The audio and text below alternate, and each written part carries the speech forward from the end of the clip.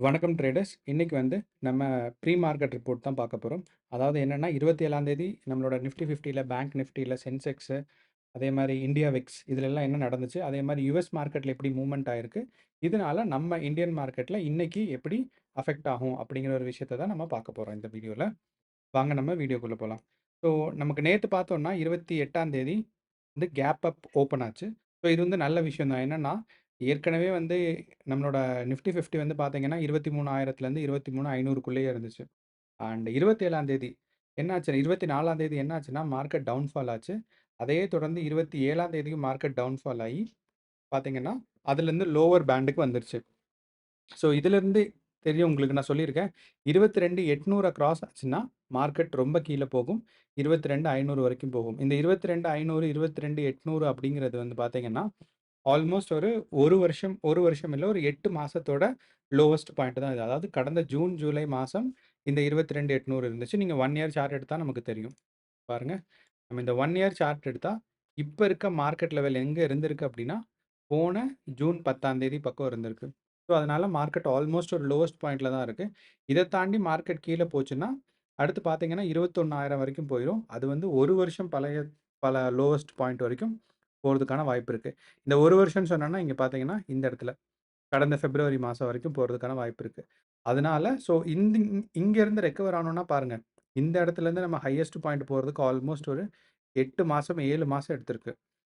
அப்ப இந்த lowest point வந்துருச்சுன்னா, திருப்பி மேல போறதுக்கு ஒரு 8 மாசம் எடுக்கும். அதுதான் பயந்துட்டு இருந்தோம். ஆனா நல்ல வேளை பரவால்ல. மார்க்கெட் நேத்தோட மார்க்கெட் நமக்கு கொஞ்சம் மேல போயிருந்திருக்கு. ஸோ கேப் அப்ல நேத்து ஓப்பன் ஆயி, ஆல்மோஸ்ட் நம்ம பழைய ரேஞ்சோட இதுக்கு வந்துருச்சு.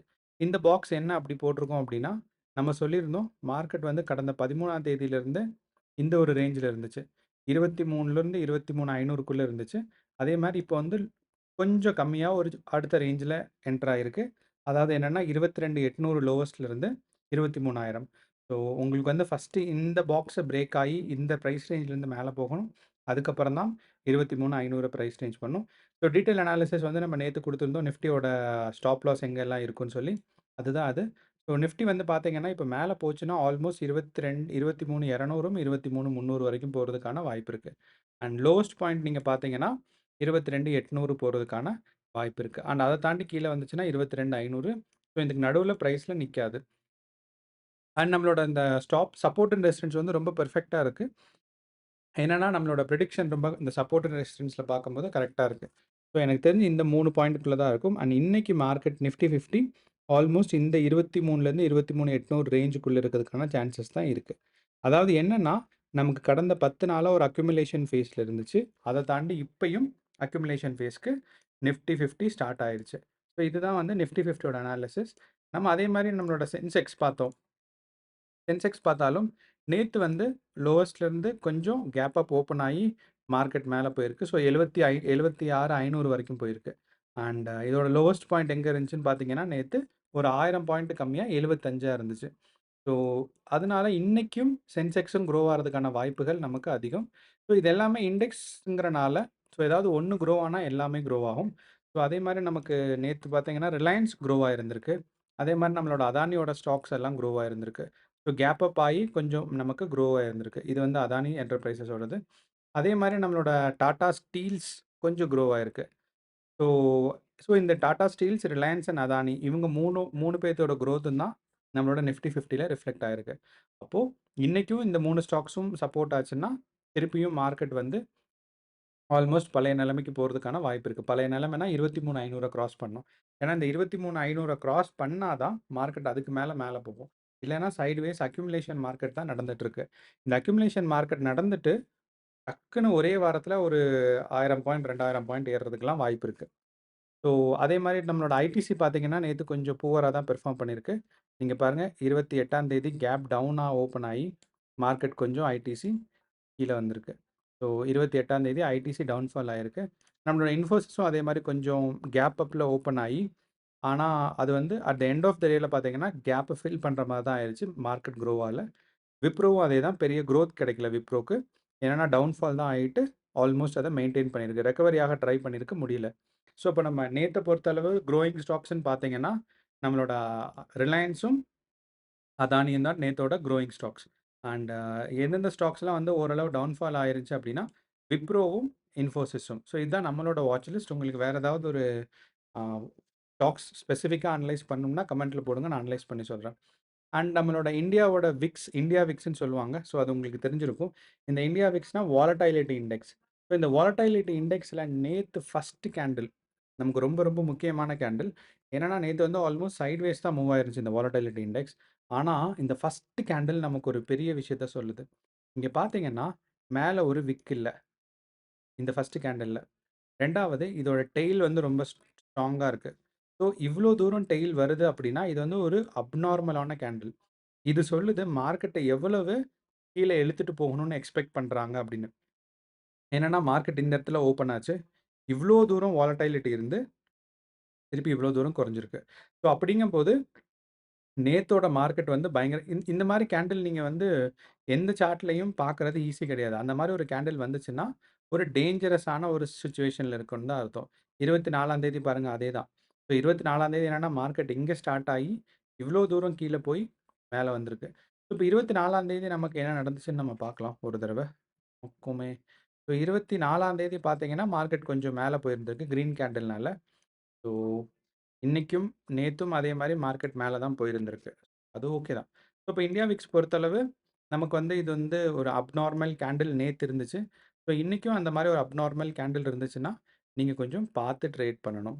இதுதான் நான் வந்து சொல்றதுக்கான ஒரு முக்கியமான விஷயம். என்னன்னா, இந்த ஃபர்ஸ்ட் கேண்டில் கிரீனா இருந்தாலும், ரெட்டா இருந்தாலும் மார்க்கெட் வந்து கொஞ்சம் வாலடைலிட்டி அதிகம். ஸோ இல்ல நார்மலா யூசுவல் கேண்டில் ஷேப் தான் இருக்கு அப்டின்னா, நீங்க பிரச்சனை இல்ல. அதே மாரி இந்தியா விக்ஸ் மேல போகல. மேல போச்சுன்னா தான் மார்க்கெட் வந்து டவுன்ஃபால் ஆக போகுதுன்னு அர்த்தம். இந்தியா விக்ஸ் சைட்வேஸ் இருந்துச்சுன்னா அக்யூமுலேஷன் ஃபேஸ். இந்தியா விக்ஸ் டவுன்ஃபால்ல இருக்குன்னா மார்க்கெட் மேல போகுதுன்னு அர்த்தம்.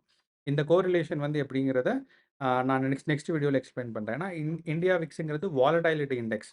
மக்கள் எவ்வளோ பதட்டமா இருக்காங்க. பையிங் அண்ட் செல்லிங் எவ்வளோ ஃபாஸ்ட்டா நடக்குதுங்கிறது.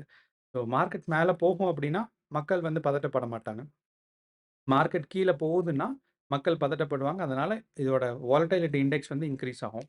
ஸோ அத வச்சு தான். அண்ட் நம்ம பேங்கிங் ஸ்டாக்ஸ் வச்சு நமக்கு பார்த்தோம்னா, நம்மளோட நிஃப்டி 50 சாரி பேங்க் நிஃப்டியும் பார்த்தீங்கன்னா, நமக்கு வந்து கொஞ்சம் மேல போயிருந்திருக்கு. ஸோ பேங்க் நிஃப்டி குரோயிங் ஃபேஸ்ல அக்யூமுலேஷன் ஃபேஸ்லேருந்து குரோயிங் ஃபேஸ்க்கு ஸ்டார்ட் ஆயிருக்குன்னு அர்த்தம். அண்ட் இன்னைக்கும் செகண்ட் டேயா நம்ம என்ன எக்ஸ்பெக்ட் பண்ணலாம்னா, பேங்க் நிஃப்டி வந்து இங்கருந்து அதாவது பார்த்தீங்கன்னா, இப்ப இருக்க பொசிஷன்லேருந்து கொஞ்சம் மேல போய் 49,500 அத தாண்டுனா 50,000 போறதுக்கான வாய்ப்பும் இருக்கு. அண்ட் நான் இன்னொன்னு ஞாபகம் வச்சுக்கோங்க. பேங்க் நிஃப்டியும், அதே மாரி நம்மளோட நிஃப்டி 50, சென்செக்ஸ் இது 3மே தான் ஒரு இம்பார்ட்டன்ட்டான இண்டெக்ஸ் ஸ்டாக்ஸ். இது 3ம் பெர்ஃபார்ம் ஆச்சுன்னா, நம்மளோட எக்கானமி நல்லா பெர்ஃபார்ம் ஆகுது. மத்த ஸ்டாக்ஸ் எல்லாம் நல்லா பெர்ஃபார்ம் ஆகுதுங்கிறது இண்டிகேஷன். அண்ட் இது எல்லாமே ஆல் டைம் ஹைலேருந்து கீழ இருக்கு. அப்படின்னா, ஓரளவு ஒரு 6 மாசம், 8 மாசம் லோவஸ்ட் பாயிண்ட்ல இருக்கு. அதாவது ஒரு 5லேருந்து 8% டவுன்ஃபால் விழுந்து. ஸோ அதனால மறுபடியும் அக்யூமுலேட் ஆகி க்ரோ ஆறதுக்கான சான்சஸ் நெறையா இருக்கு. ஸோ நீங்க இன்வெஸ்ட் பண்ணணும்னா, இது ஒரு ரைட் டைமா நீங்க பார்க்கலாம். ஏன்னா நமக்கு வந்து 1ஆம் தேதி வந்து நம்மளோட பட்ஜெட் ரிலீஸ் பண்ணுவாங்க. ஸோ அதுக்கப்புறம் மார்க்கெட் வந்து க்ரோ ஆறதுக்கான சான்சஸ் நெறையா இருக்கு. ஸோ இப்ப நீங்க அக்யூமுலேட் பண்றேன்னா, இந்த அக்யூமுலேஷன் ஃபேஸ்ல நீங்களும் இன்வெஸ்டிங் பார்க்கலாம். நான் இன்ட்ராடே சொல்லல. நல்லா சொல்றேன். இன்வெஸ்டிங் அப்படின்னா லாங் டெர்ம். ஒரு 3 மாசம், 6 மாசம், 1 வருஷம் அந்த மாரி. ஸோ அதுக்கப்புறம் நேத்து நமக்கு ஒரு பெரிய நியூஸ் வந்துருந்துச்சு. என்னன்னா, டீப் சீக்ன்னு சொல்லி ஒரு ஏஐ வந்துருந்துச்சு. அந்த ஏஐ வந்து சைனாலேருந்து நமக்கு ரெடி பண்ணாங்க. அதனால NVIDIAவோட ஸ்டாக்ஸ் வந்து பயங்கரமா டவுன்ஃபால் ஆகும்னு.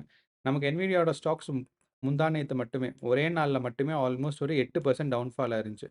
கேப் டவுன் ஓப்பன் ஆயி, இங்க நீங்க பார்த்தீங்கன்னா உங்களுக்கு தெரியும். ஸோ எவ்வளோ பெரிய கேப் டவுன்னா, அப்பா! இங்கேருந்து இவ்வளோ நாள் நேத்து.